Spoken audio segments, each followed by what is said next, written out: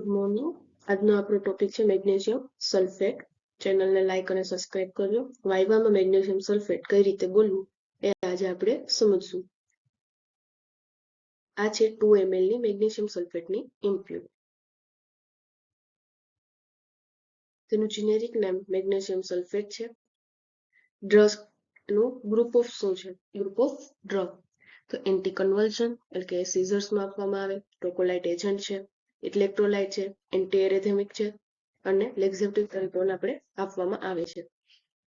Any mechanism of action કે central nervous સિસ્ટમને depress કરે છે, એસિટાકોલાઇન જે એને રિલીઝ થતા રિડ્યુસ કરે, ન્યુરોમસ્ક્યુલર ટ્રાન્સમીટર છે એને બ્લોક કરે છે, સ્મૂથ મસલ્સ છે એને રિલેક્સ કરે. એટલે કે ડ્યુરિંગ આપણી લેબરમાં પ્રીટર્મ લેબર હોય તો જે કોન્ટ્રાક્શન થતું હોય માયોમેક્ટિયમ મસલ્સનું એ સ્મૂથ મસલ છે એને રિલેક્સ કરે કે જેથી આપણે ઇન્હિબિટ કરી શકીએ છીએ.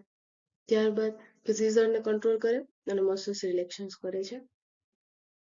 થેરાપ્યુટિક સીરમ લેવલ એનું 4 થી 7 મિલી ઇક્વલ પર લિટર હોય છે.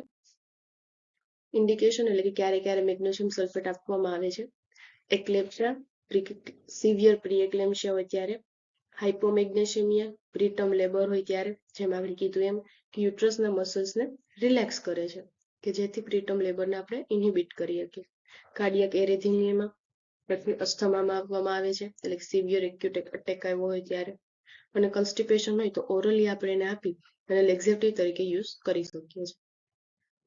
રૂટ ઓફ એડમિનિસ્ટ્રેશન એમાં આપણે ઇન્ટ્રાવેનસલી, ઇન્ટ્રામસ્ક્યુલરી અને ઓરલી આપી શકીએ. મોસ્ટ કોમન આપણે આઈવી આપીએ છીએ. તેના ડોઝ માટે આપણે એક વિચાર્ડ રેજિમેન યુઝ કરવામાં આવે છે એટલે કે મેગ્નેશિયમ સલ્ફેટનો આપણે ડોઝ વાઇવામાં કહેવામાં આવે છે, જેને આપણે બીજો વિડીયો બનાવશું. સાઇડ ઇફેક્ટ શું છે કે flushing, sweating, nausea, vomiting, muscles weakness અને ડ્રાઉઝીનેસ થઈ શકે છે.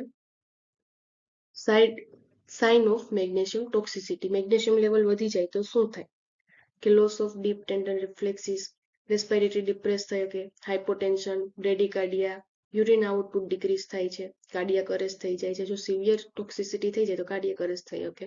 અને ફર્સ્ટ સાઇન શું છે? પેલો આપણે મેગ્નેશિયમ વાઇવામાં બોલીએ તો ફર્સ્ટ સાઇન બોલવાનો મેગ્નેશિયમ ટોક્સિસિટીમાં કે લોસ ઓફ ની જર્ક રિફ્લેક્સિસ. ની જર્ક રિફ્લેક્સ હોય એ લો થઈ જાય છે. ટૂંકમાં જે આપણા ડીપ ટેન્ડન રિફ્લેક્સિસ કીધા એ લો થઈ જાય છે. હવે મેગ્નેશિયમ સલ્ફેટ આપણે જ્યારે આપીએ છીએ તો નર્સિંગ રિસ્પોન્સિબિલિટી શું આવે કે તેનો રેસ્પિરેટરી રેટ છે એ 12 પર મિનિટ કરતા વધારે હોવો જોઈએ. યુરિન આઉટપુટ 30 ml પર અવર કરતા વધુ હોવો જોઈએ અને deep tendon reflexes must be present હોવા જોઈએ.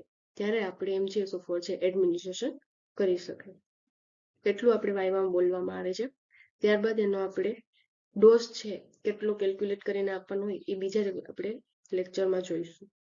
તો ચેનલને લાઈક અને સબસ્ક્રાઇબ કરજો જો સમજાણું હોય તો.